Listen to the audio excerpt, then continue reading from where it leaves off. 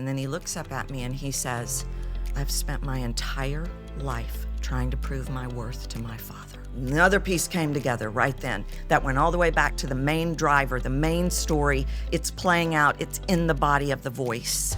It's playing out. He's trying to prove. So everybody has multiple voice masks. I've identified somewhere close to 17. Today's episode is fascinating. It is with a complete original, Tracy Goodwin, who is the founder of Captivate the Room, and she reads voices. So she can hear 7 layers of sound, and her data shows us that you can be repelling 30 to 90% of your impact and income through a sound in your voice the size of a grain of sand.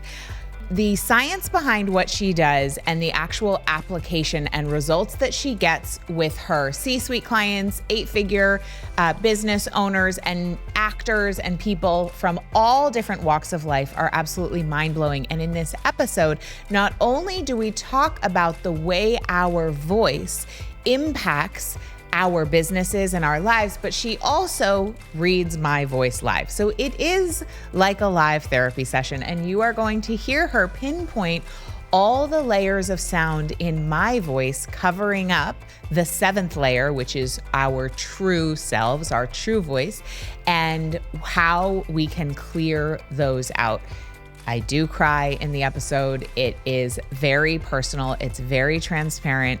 And I hope it helps you to speak in a more authentic, magnetic way to change the world in the way that you were meant to change it. Enjoy. Welcome to Plenty. I'm your host, Kate Northrup, and together we are going on a journey to help you have an incredible relationship with money, time, and energy, and to have abundance on every possible level. Every week, we're going to dive in with experts and insights to help you unlock a life of plenty. Let's go fill our cups. Please note that the opinions and perspectives of the guests on the Plenty podcast are not necessarily reflective of the opinions and perspectives of Kate Northrup or anyone who works within the Kate Northrup brand. Welcome, Tracy. Thank you. I'm so happy to be here with you today. Thank you for coming. So when Mike saw you speak at James Wedmore's Mastermind, he came home and he was like, there was this lady there named Tracy, and she reads people's voices, but it's not like vocal coaches, and it's not like other people. And he was like, it was amazing. You have to have her on the podcast. So I was like, okay, great. Game on. And then I got to see you at BBD Live and learn more about what you do. And I'm just so fascinated. So again, thank you for being here. We're going to really go in. Yeah. Okay, great. So first of all, when was the first time, and I don't know, how would you describe it? You might not describe it as I read people's voices, but how, I know. Literally, I still don't know how to say what I do for a living. So it's, but I'm going to put you on the spot and ask you, how would you describe what it is that you do? Well, first, I'm so glad that you still struggle. Oh my God. That's the hardest question when you'll somebody ask me. says, what do you do? I'm like, I'm an author. Yeah. And then I hope that they're not going to ask any further questions. Totally. Yeah. And you've already asked me the hardest question of the whole day. So Yeah. I'm glad we're Hello. getting it. Good morning. I'm glad we're getting it out of the way early. I still struggle to even describe it. And I'll joke sometimes and I'll say, well, tell people you hear voices for a living. But that's literally what I do is I transform voices by moving out, quickly identifying and moving out sounds that are actually being processed in the listener in a negative way. So there's a 30 to 90% percentage of income and impact that is being left on the table because of sounds the size of a grain of sand. So I help people make more money and make a bigger impact while healing the wounds that are causing these sounds so that they can truly be authentic. This is what it is. We use that word. This is what it is. There is an authentic voice 7 layers down, and I hear it, and I move it out so you can be free and really manifest the reality you want. 30 to 90% of revenue income is being left on the table because sounds the size of a grain of sand. Yeah. Yeah, and that's literally coming out of my research. When I got into this, because of my backstory, it was very important for me to quantify everything. Okay. So I'm an intense researcher. That's how through 3 research studies, how I figured out it was 30 to 90%. Wow. Do you have a research background? No. So how'd you figure out how to No. become a researcher? Well, I didn't want to do this work. And I'm happy to dive into the whole backstory. Love to hear it. But I was actually raised in a family where I virtually was not allowed to speak. It was an extreme version of children are to be seen and not heard. It was not safe on any level for me to use my voice. You were not allowed to express any emotions, and under no circumstances do you say the word no. You straighten up, you fly right, you sit there and you look pretty. Do you understand? And so that really created some pretty catastrophic things for me in my early adulthood, some real traumatic, violent things that I'm happy to share. I don't mind talking about them. But I became an actor. I became an actor. I was an award-winning speaker by the time I was 16. Wow. Because on that stage, they did want to hear what I had to say. And so it gave me a platform to be heard where at home I was silenced.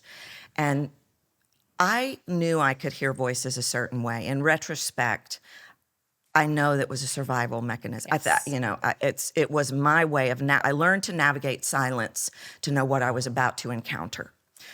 But I thought everybody could hear like I could hear. But here I am being an actor, loving being an actor, and then I get tired of being an actor, and so I start directing plays all over the world, and this is Yellow Pages days. Yeah. And I'm teaching primarily, so people are starting to find me. Yellow Pages. I'm directing plays. I'm having the intuition and the nudge to be a voice coach. Director in the Yellow? No, under literally. Under what? No, voice coach. Oh, under voice coach. Okay. Yeah, under voice coach. And so I'm knowing by this point, Kate, that I'm running. I'm knowing by this point there's something really special about the way I can hear and that I'm really good at what I do and I can unravel a voice. I am avoiding it like I'm directing plays all over the world. Let me get as far away from these people. And I'm talking C-suite executives of Fortune 500 companies are finding me. Wow. Yeah, like crazy. Right. So word got out. So I'm primarily doing dialects at this point. I'm teaching actors. So you're a dialect coach. Cool. Because I'll do that. That's safe. That has nothing to do with any gifts or anything. You know, I can do that. Right. So I'm teaching actors dialects. And back then, this was 35 years ago, we took dialects away from business people. And so they're bringing me in because they're C-suite. Like an Eliza Doolittle situation in My Fair Lady. Yeah. Like, don't sound like where you come from. That's right. You sound Texan. That's not being received the right way in the global ear. You don't, you're being perceived as not as smart. So I'm teaching dialects. And I didn't teach them like typical dialect coaches taught. They do it, let me hear it, and now repeat it, repeat it, repeat it, repeat it. And I found inconsistencies in that. And so I was actually teaching a class on Irish dialect. And I sat down one day and I thought, why do the Irish sound Irish and I sound Texan? I want to sound like that. They sound really cool. I love an Irish accent. Can you just do an Irish accent? Well, what? Yeah, I'm going to, because this is like the foundational piece beyond my story. Yeah. So I thought, the way I taught dialects was something I call placement. There's a different way the face is held to create every accent. It's point of placement. And I thought, all I have to do is shift my placement and I can become Irish. And I thought, how does an Irish baby know to do that? Right. And that's when it all came together. The parent with the Irish dialect, the baby hears it. The subconscious literally shifts how we hold our face. Yeah. The subconscious directs how we use our voice. And in that moment, I thought, I think there may be something huge here. Mm-hmm. And I started observing my clients. And and they would come in, like this guy named Bill, who came to work with me because he was lacking confidence. And he walked in the door the day that I met him, and I stood up and I said, Bill, it's so great to meet you. I stuck out my hand, and he's this giant linebacker-sized guy. And he goes, it's really nice to meet you, Tracy. Wow. And I immediately said, I didn't know why I did it in the moment, but I said, Bill, do you have siblings? And he kind of smiled, and he said, I have 6 older sisters. Oh. And there it was. The information coming in, Bill, you're too loud. Right. Bill, you get out of our room. Bill's subconscious, now I know, subconscious is calling the shots. Number one goal is to keep us safe. Yeah. Well, at this point, I'm in. I'm like, okay, I'll be a voice coach. I'll do this thing. But I had this lingering, who's going to hire a voice coach that wasn't ever allowed to speak? Who's going to hire a voice coach that allowed herself to get beat up in a play in college because she couldn't say no? And that was really the driver behind the research, was I was fascinated with what I was discovering and uncovering, but I needed it because I couldn't bear the thought that I was wrong. So it was really, it kept me safe. It was a new way to be safe, was I could say, no, Kate, let me show you the data. Right. Rather than what I grew up with, which was, that's not what's happening, stop talking. Yeah. But then I just became obsessed. Yeah. It's so interesting. I did an episode a while back about gatekeeping and the ivory tower because I had pitched a piece to a very well-reputed outlet that I've written for many times. And the response was basically people without a PhD can't write about that topic. And I was like, wow, that's interesting because I've been studying it for 25 years. Yeah. And so that aspect of our culture, when you said another way to keep myself safe was to present the data, it's like how our hyper-intellectualized world has created a situation where, and listen, I love backing stuff up with sources. Like, I really do. And I love all the research too. Yeah. And the need to back up what we already knew to feel safe with data is something I think we all can be asking ourselves about. It doesn't mean it's bad, and I'm going to keep doing all the research, and I know you are too. And I wonder, can we know what we know without always needing to prove it? Oh, yeah. And You that's, know? oh, yeah. And that's, But I also love that you can too at the same time. Yeah. It's not an either or. Yeah. But society, in fact, especially with women, one of the things that will very often come up with corporate women is I'll get to a sound and I'll unravel it, and I'm pretty sure I know what it is. It's they're terrified of being found out that they don't have a degree, a college degree. And people will, one of the most common questions for me is, how did you get into this work? Yeah. Well, I don't have a degree in it. I don't. I am 100% okay now in the journey. I don't have to prove it anymore. It's a 50-50 blend. I research it because I'm upset, and I think it's the same with you. Same. But in intuition, it's a literal gift. I didn't learn how to unravel 7 layers of sound in a classroom. And could you teach someone else to do it?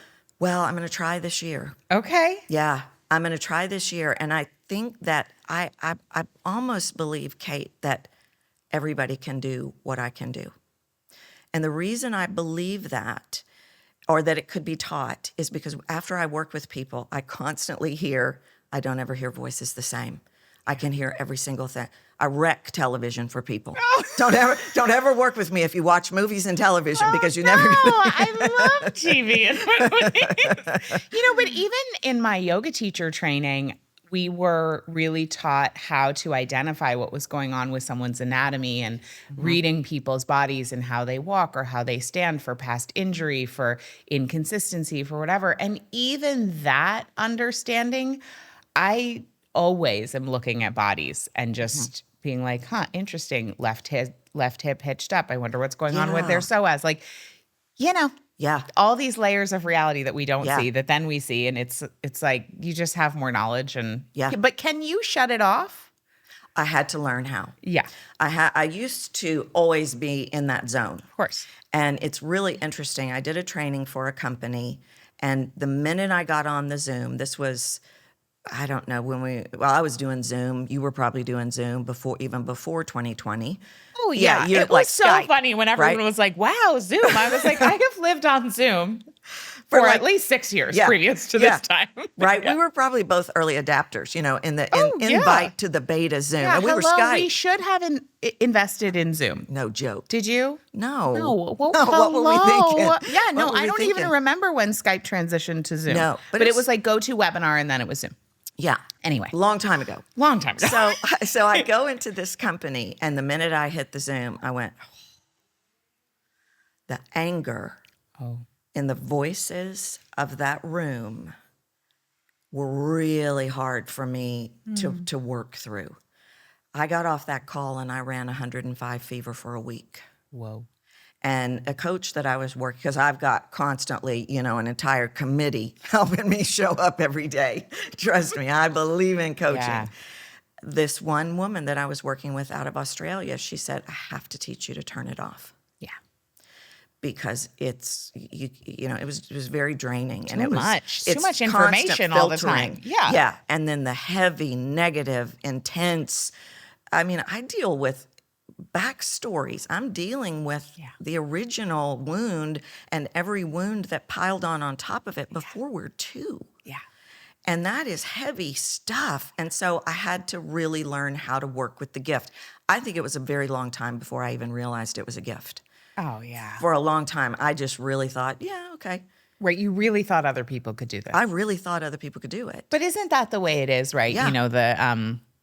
What was that guy's name? Oh my God, hello. Wayne Dyer, Yeah. right? We Yeah. see the world as we are, not as it is. Wasn't that a Wayne Dyer quote? I think so. Okay. I think Anyway, so. well, we'll just give credit to Wayne Yeah. in heaven. Okay. 7 layers of sound. Can you say what those 7 layers are, or can we talk more about that? Yeah.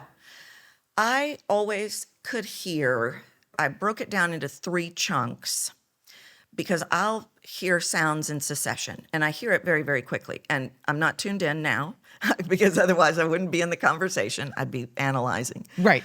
Right. But I can tell you exactly what those 6 layers are. I figured this out back when I was directing plays and I was directing actors. This was one of my, this was one of the ways I should have figured out what I was supposed to be doing as my actors were winning awards for voice stuff. But I could hear and this was really, I still don't have it completely untangled because they were building characters, but I was hearing the real voice of the character. And I was Okay, I have an idea about that. Yeah, okay, good. Okay, we'll come back to and it. that 7th layer was the real voice. After the fact, I realized I was really hearing their real voice, the human's real voice. And so I want to hear what you have to say about that for sure. But I hear a 1st, 2nd, 3rd, 4th, 5th, 6th sound, and everybody has them. They just have variations of them. The first sound is I can instantly tell if somebody's an analytical thinker, if they are no-nonsense, outcome-driven. I hear character traits, and I hear what they're thinking about, if they're thinking. So I can instantly say, you're trying to get the words right, aren't you? You're a perfectionist, right? So the first 2 to 3 sounds are things that are happening in the person's head that I can identify. The second set of sounds is something that I've now identified as voice masks. I call them voice masks. And I figured this one out when a man came to work with me many years ago. He said, I want to work with you because I think I'm repelling potential customers. And I said, you are. And he said, well, how do you know? And I said, tell me something. What are you trying to prove? And get this. He looks at the ground And he doesn't say anything for a very long time. And then he looks up at me and he says, I've spent my entire life trying to prove my worth to my father. Another piece came together right then that went all the way back to the main driver, the main story. It's playing out. It's in the body of the voice. It's playing out. He's trying to prove. So everybody has multiple voice masks. I've identified somewhere close to 17. And we don't always use them, but we come close to always using them, and different people can drive different scenarios. Like if I put on a mask around people, let's say, oh, well, this is really, I have to really do a good job. I have to do this perfect today that I'm with Kate, or I've got to be really professional because I'm on Kate's show. Yeah. So, this is a boom. really professional show. That's exactly how I would describe it. Yeah. I'm practicing my professional mask last night. But literally, this is how people function. So that's the first 6 layers. Okay. And then I hear the truth. And this, for me, is the gold. This is the North Star, where I hear your sound and I go, no, that's not that sound. And I start I pull away the sounds that are not happening in this 7th layer, and the 3/4 of the 7th layer is dormant. And so this all plays into this 30 to 90%. It's so Isn't it cool. wild? Okay, so I have a theory. Yeah. And so do you know Josh Peiss? He's the founder of Committed Impulse. He's engaged to Marie Forleo. Oh, yes. Okay. So Josh and I did yoga teacher training together. And then I also took his course called Committed Impulse, which is actually a course for actors. Yeah. I'm not an actor, nor do I ever desire to be, but he had some entrepreneurs take the course. Yeah. So I was like, okay, I'm going to go. And it was down the street from my apartment at the time. And one of his basic premises, so his dad was an astrophysicist. His dad was like really talked a lot about molecules and atoms. Yeah. And, so he just grew up in this kind of wacky scientific household. And he basically described to us that every emotional state we're experiencing is simply our atoms bumping up against each other in a particular way, right? And then we create a whole story about it. But actually, as an actor or an entrepreneur, we can, instead of trying to, what we do as humans is we try to shove down what our emotional experience is. And as actors, some acting training, is basically, it's like teaching you to pretend. Yeah. As opposed to what Josh is saying is, he doesn't say it in this way, but my understanding was basically the truth is magnetic. And he said, if you have a dog or a small child walk out on stage, they completely pull focus every time. Mm-hmm. Why is that? They will upstage all the other actors. Mm-hmm. Why do you think that is? It's got to be something. I don't know. I want to say maybe energy, but I don't know. Well, it's the energy of the truth, because an animal and a small child is always telling the truth with their being. Yes. They don't have all the layers of I'm shoving, I'm trying to fit myself into this, and we cannot keep our eyes off them. Yeah. Even when the actor's doing like the best job ever. Like it could be Meryl Streep and you're still going to be just watching the dog, which is crazy because we cannot keep our eyes off the truth. Yeah. And so my theory is that your actors who you were working with were winning awards, playing parts deeply sourced from their own truth, which made it resonate with the audience, because we can feel the truth in our bodies because it does have a particular vibration.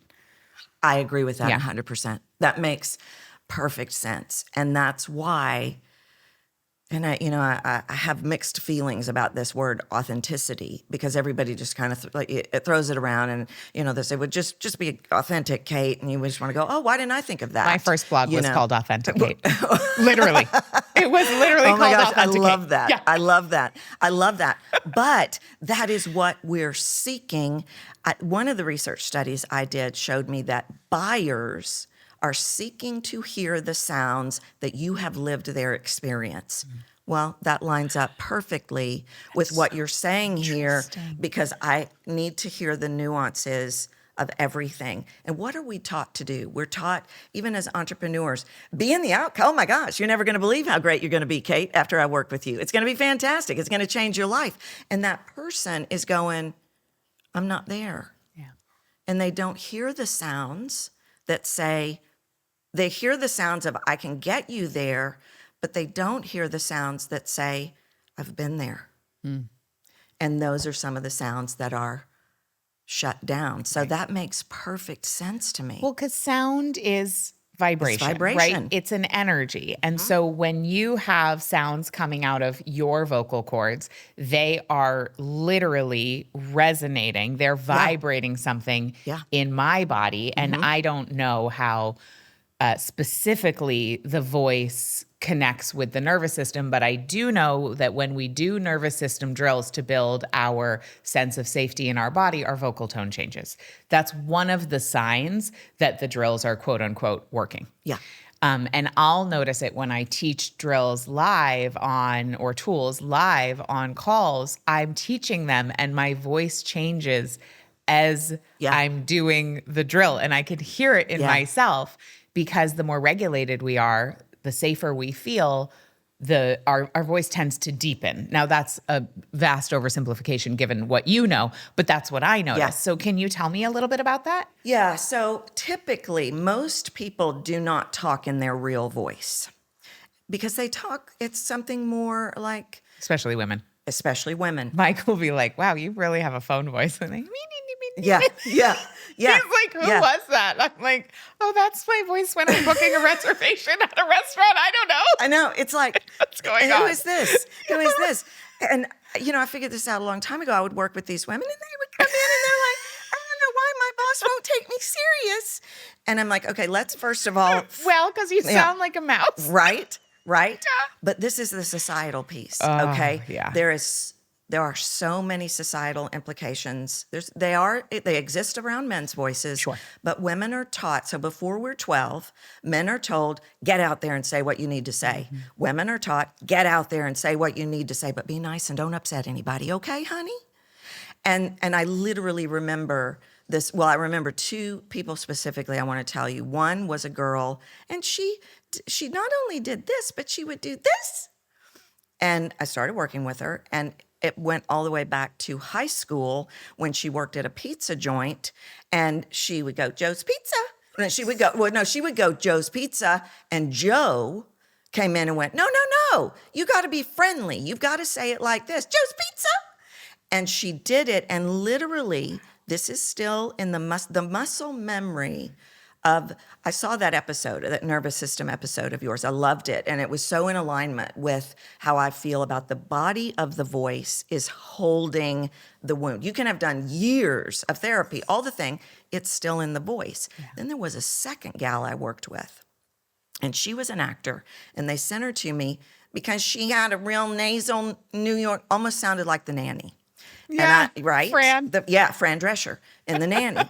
And so I'm working with her and to get her voice in her body. The big issue here is our voices in our head. And she looked at me one day and she said, I didn't always talk this way.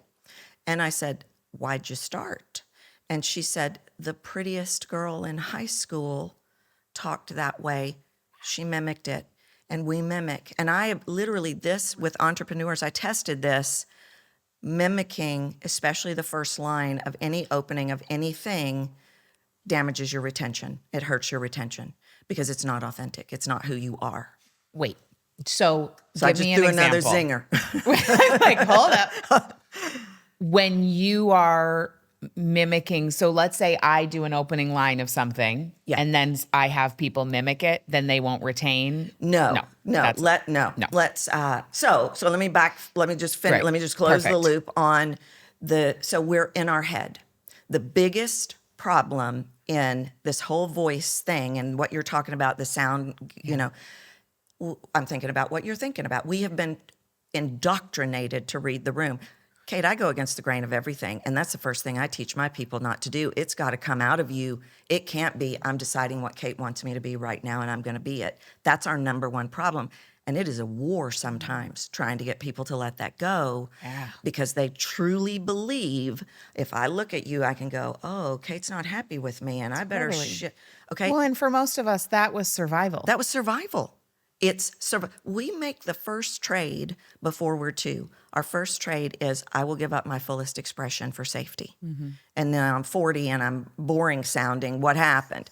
Okay. So it's being up in your head versus being grounded in your body is what's going on with that. Wow. Now, the front end thing, and so much of this I stumble into because I hear a sound and then the research follows. And I was working with an 8-figure entrepreneur, and I knew who she was because I could hear her real sounds. And she did a 5-day training or 3-day training or something. I'm watching the footage, coaching her, and she comes out of the gate like cheerleader almost. Welcome, everybody. I'm so happy you're here. And I went, what are you doing? And she said, well, so-and-so's doing it, and I think that's what I'm supposed to do to welcome them. And so I said, here we go. And it became a research study where I took a series of 8-figure entrepreneurs that were coming out of the gate, not as themselves. Every single one of them solved their retention problem. I see. So retention in their customers. Customers. So when they stopped mimicking someone else in their opening, they retained customers. Yes. And that's cool. And it's cool. Cool. And that led to another study that now shows me that's when they're making the buying decision. I just did. Right at the beginning. Yeah, I did a mind-bending research study a year ago that even shocked me, where people will say to me, hey, will you take a look at my offer? And I will say, maybe, but I want to see the front of your training. Because it's literally this study that I did in under 3 seconds, we're determining trust.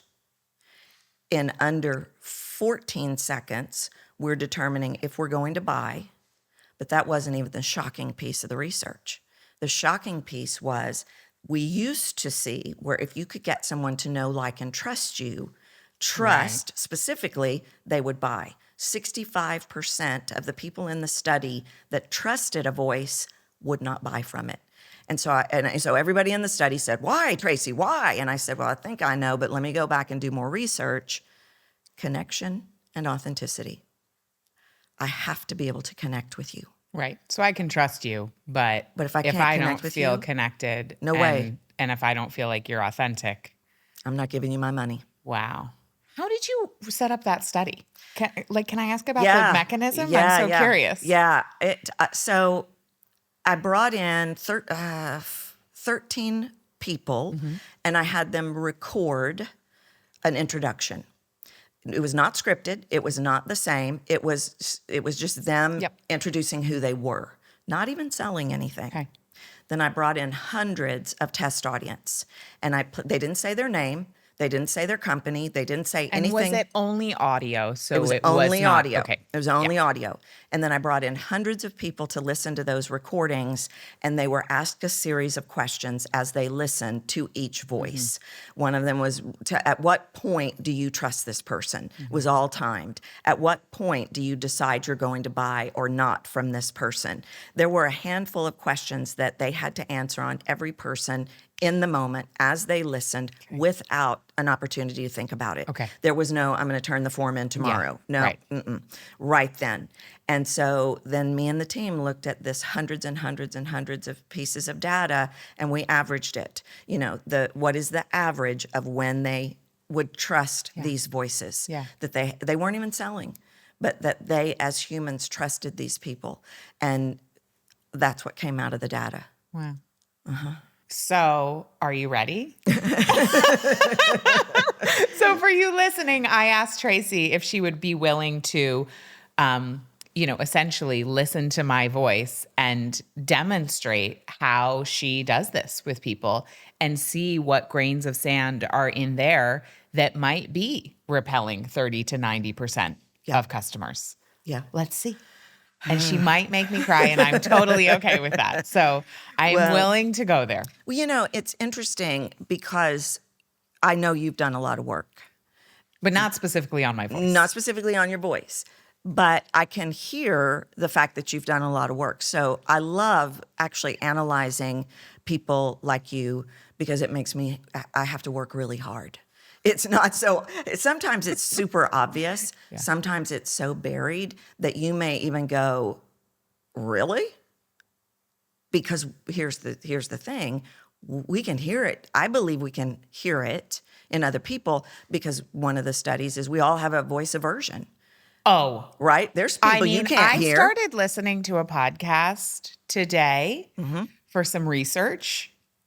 And I was like, I really wanted to hear the guest, but I actually had to stop listening because the interviewer was driving me insane. Yeah. I've left yoga classes because I can't stand the teacher's voice. I actually have pretty strong voice aversions. Yeah. It drives me up the wall. Yeah, literally. I can't get past it. Yeah, and that's a 90%er. That's somebody that is where it's leaving. really, Yeah. You know, what I find with many of my more 8-figure type entrepreneurs, people that are visible, they're already doing a lot of podcasting, they're already doing a lot of things, they've already done a lot of work. It gets even crazier nuanced. And it's nuanced work. It's like surgeon scalpel work, not typical, well, just speak louder, Kate. Right. You know, I mean, that's just not what I'm doing here.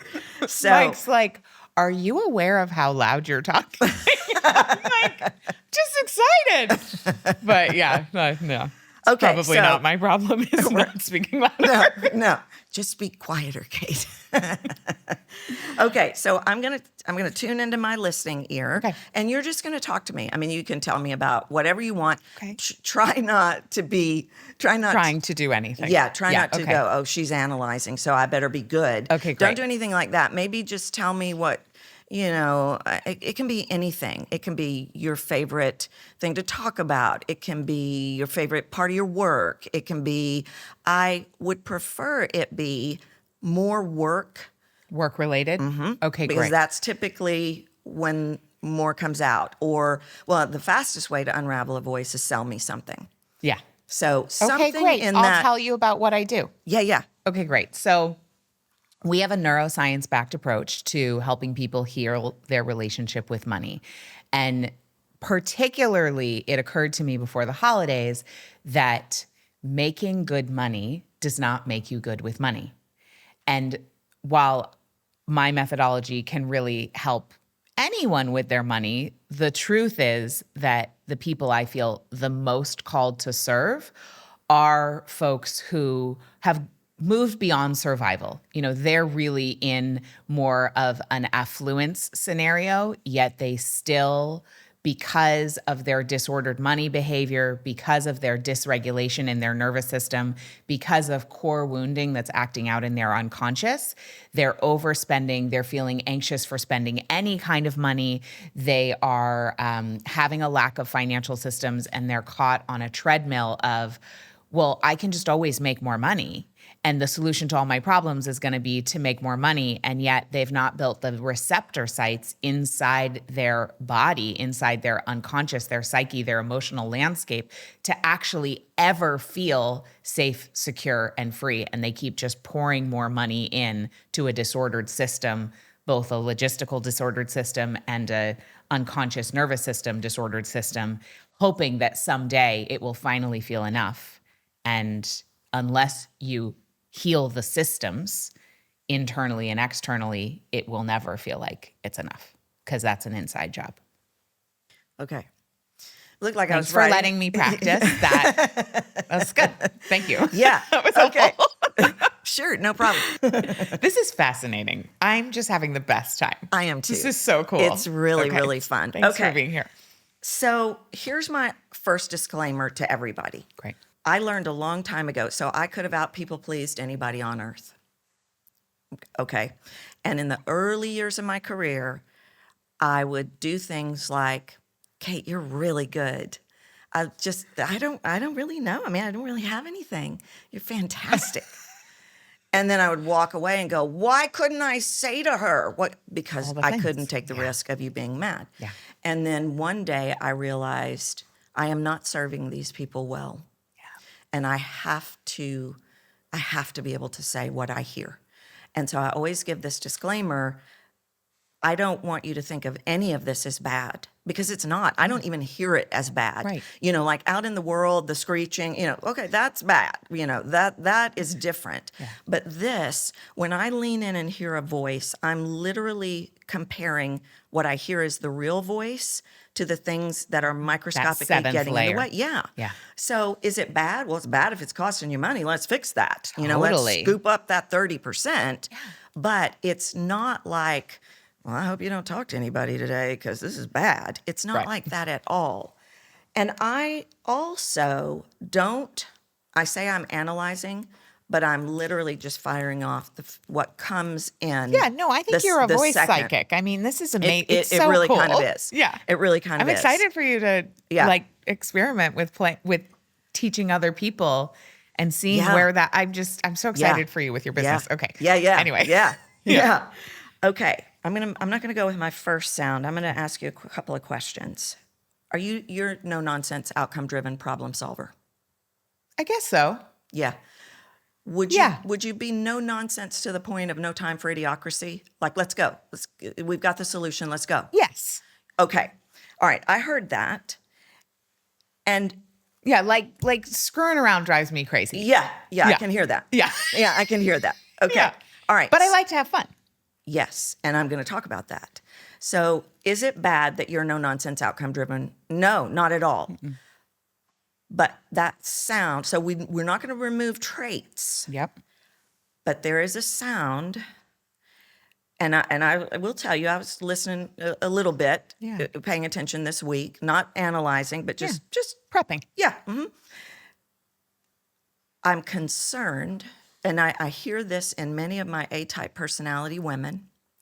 There's a sound that potentially could be processed as they are not good enough to work with you. It's not anything you're thinking.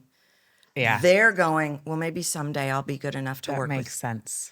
And a lot of times when I say that, people will go, oh my gosh, that's what people say to me. I don't know that anyone says that specifically to us, but Yeah. I would imagine that might come up inside them. Yeah. Yeah. Were you ever a perfectionist? No, but I did grow up in a very high achievement oriented household with an extraordinarily high standard Yeah. that I found my way to get around while still being a straight A student. Yeah. But I wouldn't consider myself a perfectionist, Okay. but high achieving oriented. Yeah. So, yeah. So it might surprise you, or it might not, what the first sound, within 2 words, the first thing I wrote was, did you ever think you were not good enough? Yes. That's the first sound I heard. And that really crushed me. Because I hear you. Second thing I wrote, I think you're concerned they're not going to believe you. And then I wrote, you really want us to get it because you care so deeply. And there's almost a frustration in you that we may not get it. And you're taking that on, just like you took on the grades. And those were the first sounds that I heard, this efforting Yeah. to be enough. Yeah. And I just wanted to go, you are so much. You are so adorable. And it's, do you see how that's the nuance? And Yeah. you've done the work. But now we've got to move that out because I think your vocal superpower is fun. Wow. Which, I made up vocal superpowers and I didn't even give myself fun. I've got a darker one. What's yours? Intensity. Yeah, that makes I'm sense. very intense. Like, people are scared sometimes.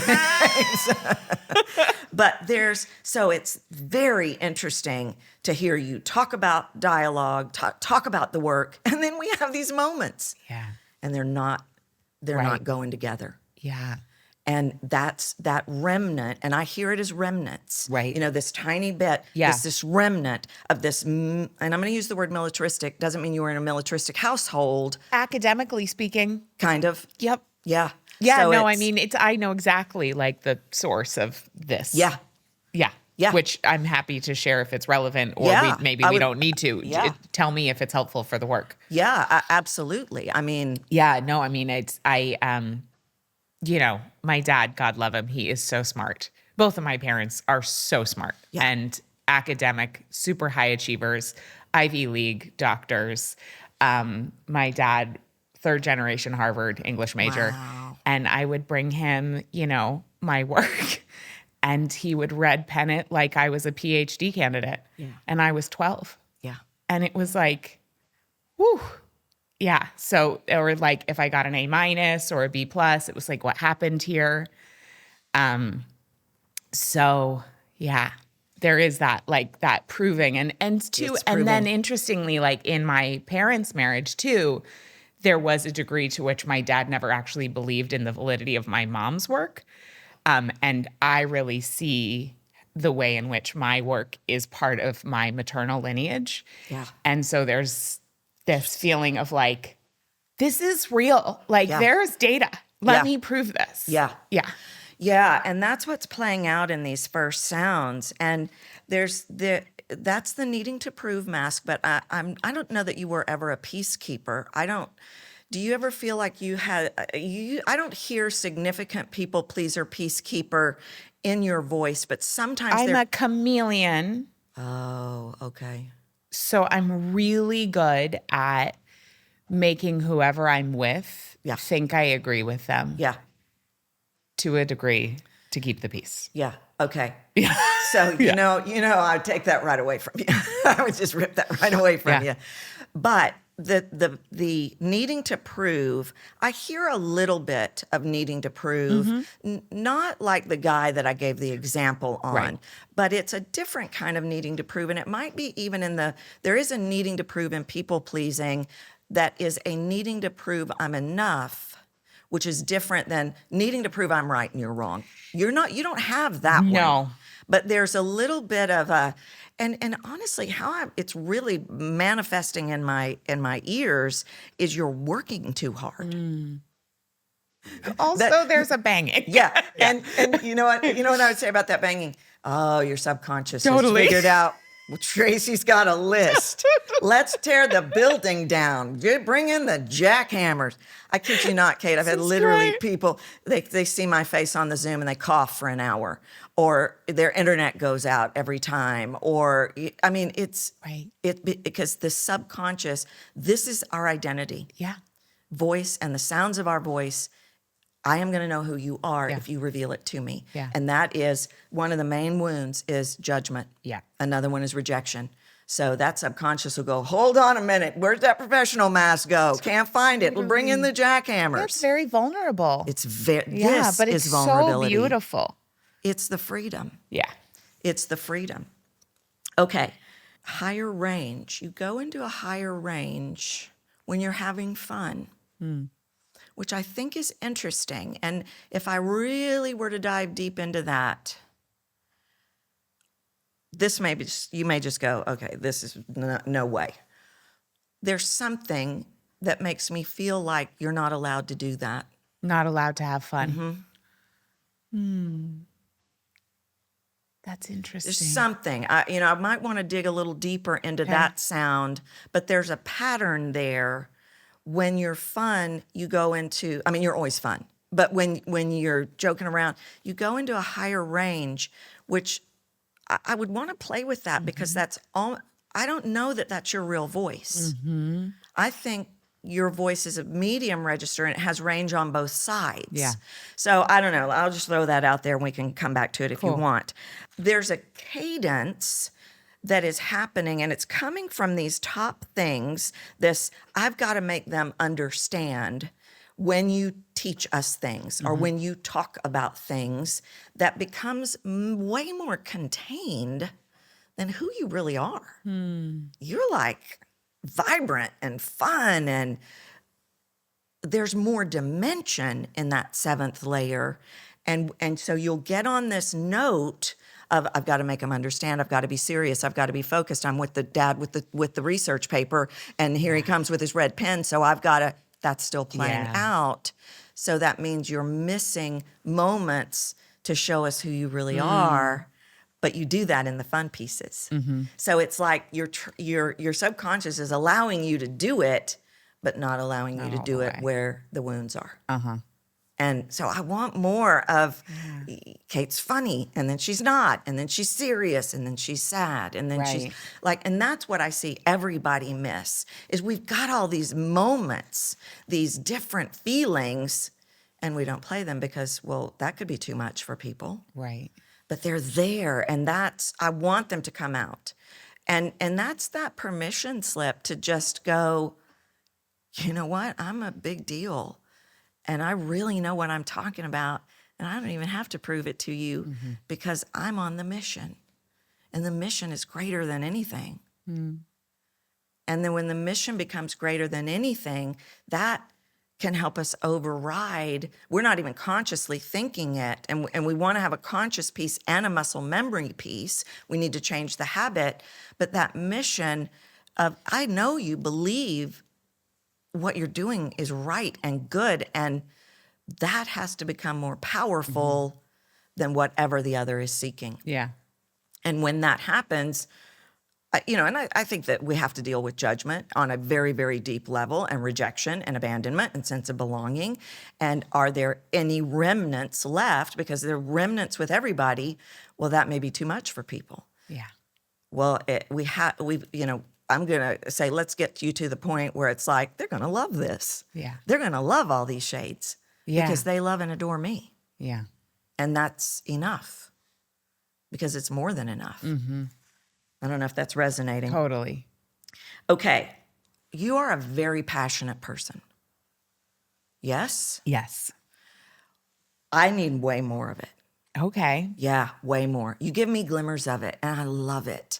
When you tap into that passion, it's infectious, and it draws us to you, where when it's more I don't want to, what's the word I want? Not educated, formal, Totally. Rigid, Like something that, like that. sort of academic or, The difference is I'm handing you a metal box to hold, or I'm handing you a round ball. When you get passionate, I just get like this. Yeah. And that makes me feel safe.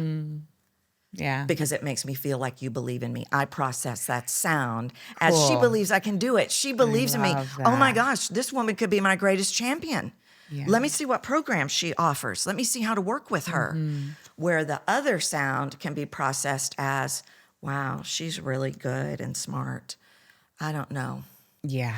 And that's not what we want because it's not the truth. Totally. It's not the truth. You're the ball. Yeah. The sound is misrepresenting you. Interesting. It's about the sound. Are the sounds misrepresenting, repelling, or drawing people close? Right. And that's the manifestation part. Okay, so what, let me see what else I wrote. All right, I already covered those. I don't think you consciously struggle with all eyes on you or like you're taking up too much time. Sometimes. The time? Yep. Sometimes I think I'm taking up too much time, particularly if I'm on someone else's podcast, which is hilarious as I'm saying this out loud. I'm like, they've invited me on their podcast, but I feel like sometimes I talk too much while I'm in a conversational setting. Okay. And I'm aware of not wanting to take up all the space. Yeah. Okay. I picked that up. Yeah. And so I picked it up as you're trying to get somewhere. Like, let me hurry up because I Totally. and probably the underbelly of that is reading the room and making a decision. Yes. I'm taking up too much time. And so that really becomes this trust element that we plug in that I just trust I'm not. I just trust I'm saying what I need to say to Kate and her audience, and I'm trusting you instantly to trust me. And that's a quantum leap thing. Yeah. You know, we've been, again, indoctrinated. You got to get them to trust you. I walked in the door today like you did. And we've got to start Totally. doing, you just walk in the door. Like you said, logically, they invited you. Totally. And so, it's like, if you were on my show, you're going to go, I'm just going to trust that when Tracy's ready for me to stop talking, she's going to direct me somewhere else. Yeah. Boom. And off you go. And that releases the limit that creates the sound that gets contained that isn't the real voice, because now I'm being what I think you want me to be. Yeah. And I think you don't want me to take up a ton of time. So I'm not going to take up a ton of time. Yeah. I'm just, and then we're kind of one eye in the whole thing. Like, how am I doing? How's it going? Is it good? Right. And then we can't really reveal who we really are in the depths of our soul. And that's what people are seeking now more than ever. Yeah. Because of AI. Totally. I got to know you're real. Yes. Okay. I think that's it. Oh, here was my last note. Because of the trying to get somewhere, there is opportunity for you to take more control of the conversation. Have more, be right here, taking me on the journey. And the sounds are in your voice. I hear them. And then that just blocks the whole thing. It's like, I got to hurry because Right. I don't. It doesn't mean you were doing it in that moment at all. It's like I'm literally sifting through these layers of sound. Yeah. And so that would be a perfect example. Like right now you're not doing it, but I go on John's show and then there it is. So we have to eradicate it completely, and you start working from a different rock. I call it, we stand on the wrong rock, and we stand on the rock of everything we don't know and everything we don't have and everything we think they're thinking. And we really have to internalize from a voice perspective that this is the rock I'm standing on. Of course they're going to trust me. Yeah. Of course they're going to love this. Of course I can show up and they're going to be blown away with who I really am. And it's the work because we've spent a lifetime with the world saying, well, be anybody but you. So it's not like, oh, okay, I got it. We can't just snap our fingers. Yeah. But this to me is the gift, So powerful. because there's so much beauty in you. I mean, we're just drawn to you.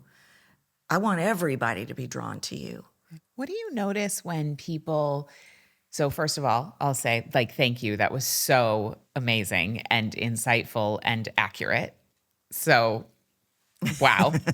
Number one, thank you for doing that. And I know it's it's a risk, right? Especially with cameras and, I just, of course, this is classic me, but I'm like, hey, so no prep. Do you want to just, do it do a live, voice reading, or I don't, not exactly what you say, but I am curious, what have, obviously people you work with, you said actors win awards. I'm sure entrepreneurs grow their businesses. I'm sure C-suite executives are able to lead more effectively, all of those things. But I'm wondering, what are some examples or one example of someone who made a shift that was unexpected? Because people come to you in the realm of career, but I would imagine once we get these grains of sand out of our voices, because we're talking all the time, right? So this is a powerful way to repattern. What are some other things that people see that are surprising that change or heal or transform? Yeah. I'll answer that, but I want to say thank you for letting me do that, because it's the epitome of showing who we are. Yeah. And that's why I like to tee it up saying, I got to say what I hear or I'm not serving you well. Yeah. And none of it's bad. No. It's like, this is the next level. And to do this in front of an audience, what a permission slip you just gave your viewers. I'm excited to get this. You'll be hearing from me. I'm excited to work on it. Yeah. Especially because we have, I don't know when this episode will be released, but we have our biggest free workshop of the year coming up in April. Yeah. So I'd really love to work on this beforehand. Yeah. Yeah, definitely. Yeah. I think probably one of the most consistent things I hear from people is, I came to you to work on my business, but you saved my relationship with my daughter. I came to work with you in my business, and the 42-year relationship with my mother that was impossible has now shifted. Wow. I can now be in the room with my sister. Wow. My husband and I, fill in the blank. So that happens all the time. Yeah. I think one of the other big courageous things that I hear from people is, I'm no longer afraid. I just went in there and told him, Tracy. I just went in there. I just showed up and did it. I just said what I needed to say, and I wasn't worried. I did what you said to do, and it was fine. Everything was fine. Whether it was asking for more money, or showing up on video, or making an offer, or asking for a divorce. I mean, whatever. There is ease now, and that's really why I do the work, Kate. It's huge. It's everything. It's the everything. Yeah. I mean, I was on eggshells for decades of my life. And if I can save one person from living their life that way. Yeah. Because think about how much bandwidth that takes up. It's exhausting. It's like all of our power. All of it. Yeah. All of it. Like even just navigating, I don't know if Kate's going to like me if I say what I'm really going to say. So how can I alter it? I'm not even engaged with you anymore. Right. And this is what we do. We're like, oh, so-and-so's scary, or that guy's going to be mad, or they're going to say no. So we're in our mind. And all of that comes from believing we can control the outcome. Yeah. Well, let that go, because you're missing the opportunity to control the conversation. Well, totally. Right? And the biggest magic in human interaction is telling the truth. Mm-hmm. And we do that not only with our words, but with how we're saying it. And obviously, you know this data that 90% of every communicative interaction is nonverbal. Yeah. Now, meaning not the words we say, but a huge percentage of that is the tone, Totally. which is what essentially that's that's like a vast Yeah, but oversimplification. that's it. But that was the big takeaway for Mike when he heard you speak at James's mastermind. He was like, "Oh, I finally understood what you're talking about when you say it's my tone." And this has been an ongoing conversation for us for 14 years. Yeah. Where I'll be like, it's not what you're saying, it's your tone of voice. And he's like, has just been like, I don't know what you're talking about. And so hearing you speak cleared that up for him. So thank you. You're welcome. That's like You're huge welcome. for our marriage. It's I'm like, huge. why are you mad? I'm not mad. I'm just saying, let's go to dinner. And I'm like, no, but it's your tone of voice. And now he's really seeing how that is actually the communication. Yeah. Yeah. It's not those, right. So we take so much time practicing a keynote, or what's the word, memorizing the script or whatever. And I know people, and it's fine because everyone's different, but like people who read a script for their podcast or will memorize a keynote verbatim. And like what you're saying is the words don't really matter that much. Well, they don't do that if they work with me. Right. I take that away. That's not how we work. We're not doing that. Yeah. Because all of that puts you up in your head. And when you are in your head, your voice falls flat. Right. The voice is the orchestra of the heart. Yeah. And if I'm going to really show you who I am, I've got to be grounded in my body. If I'm trying to remember how I did it on Thursday, because I did it really good on Thursday, I don't stand a chance. I'm not even there. Right. This has just been so powerful, Tracy. Thank you so thank much. you. So if people want to work on this with you, where can they come find you? Do you have online programs? Like where can people do this? Yeah, everywhere I'm Captivate the Room. Okay, great. On all the socials, I'm Captivate the Room. Tracy Goodwin is who I am on LinkedIn, if there's people on LinkedIn. Perfect. But I'm pretty much Captivate the Room everywhere. Awesome. Captivate the Room podcast. That's the best place to find me. CaptivateTheRoom.com, everything. Great. I do online programs. I do very small groups because I have not figured out the way. Everybody wants this ear. And so I don't do these massive, not yet. I don't know how things will look in the future. That's part of this experiment of bringing teachers in. But I do small groups, and I do solo coaching, and then I do launch reviews for people that are launching, where I really kind of like I told you about the woman on the front end. That's something new I'm doing, and I love doing that. That's amazing. Yeah. So cool. Okay, so Captivate the Room, all the places. Thank you for the work that you do. This is so unbelievable. I've also never heard of anything like it. I mean, you are a total original. Total. So cool. Which is cool.